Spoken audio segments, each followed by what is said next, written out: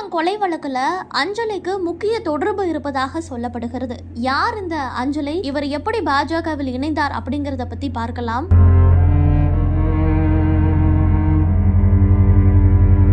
பகுஜன் சமாஜ் கட்சியின் மாநில தலைவர் ஆம்ஸ்ட்ராங் ஜூலை 5ஆம் தேதி சென்னை பெரம்பூர்ல படுகொலை செய்யப்பட்டார். ஆம்ஸ்ட்ராங் கொலை எதற்காக நடைபெற்றது, கொலையின் பின்னணியில் யார் இருக்கிறார்கள், கொலையில் கூலிப்படையினருக்கு எவ்வளவு பணம் கைமாறி இருக்கிறது உள்ளிட்டவை தொடர்பாக காவல்துறையினர் தீவிரமாக விசாரணை நடத்தி வருகிறார்கள்.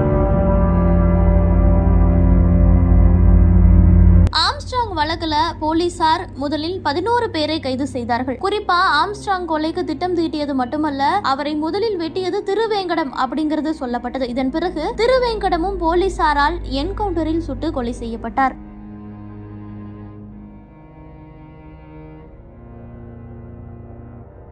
இந்த நிலையில ஆம்ஸ்ட்ராங் கொலை வழக்குல பல்வேறு கட்சிகளைச் சேர்ந்த நிர்வாகிகளுமே அடுத்தடுத்து கைதாகி வருகிறார்கள். தற்பொழுது பாஜகவை சேர்ந்த நிர்வாகி ஒருவர் அஞ்சலி என்கிற பெண்ணைத்தான் போலீசார் தீவிரமாக தேடி வருகிறார்கள். இந்த வழக்குல முன்னதாக சென்னையில் கொல்லப்பட்ட ரவுடி ஆற்காடு சுரேஷ் படுகொலைக்கு பழிவாங்கவே ஆம்ஸ்ட்ராங் கொல்லப்பட்டுள்ளதாக சொல்லப்படுகிறது.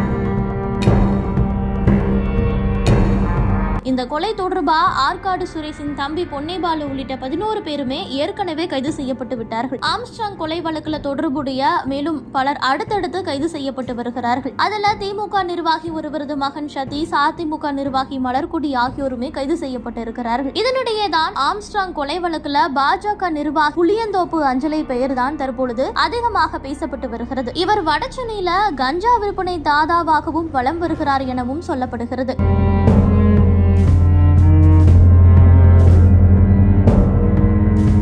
கொல்லப்பட்ட ரவுடி ஆற்காடு சுரேஷின் காதலியாகவும் இருந்து வந்திருக்கிறார். இதன் பிறகு அவரை திருமணமுமே செய்து கொண்டார். 2019ஆம் ஆண்டு சென்னையில அஞ்சலியை ரகசியமாக ஆற்காடு சுரேஷ் சந்திக்க வந்தபோதுதான் போலீசில் சிக்கி அவர் பிறகு ஜாமீனில் வெளிவந்தார். இதன் பிறகு அஞ்சலி திடீரென பாஜகவில் இணைந்திருக்கிறார். தமிழ்நாடு பாஜகவின் வடசென்னை மாவட்ட மகளிரணி தலைவியுமானார். இந்த நிலையில ஆம்ஸ்ட்ராங் கொலை வழக்குல கைது செய்யப்பட்டவர் பலருமே அஞ்சலி பெயரை தான் சொல்கிறார்களாம். தலைமறைவாக உள்ள இவர் கைது செய்யப்படும் பட்சத்துல ஆற்காடு சுரேஷின் கொலைக்கு பழிக்கு பழி வாங்கினாரா அல்லது இவருக்கு பின்னால் வேறு யாராவது இருக்கிறார்களா என்பது தெரிய வரும். ஆம்ஸ்ட்ராங் கொலை வழக்குல இதுவரை பாஜக, அதிமுக, திமுகவை சேர்ந்த நிர்வாகிகளுமே கைது செய்யப்பட்டு வருகிறார்கள் என்பதுமே கவனிக்கத்தக்கது.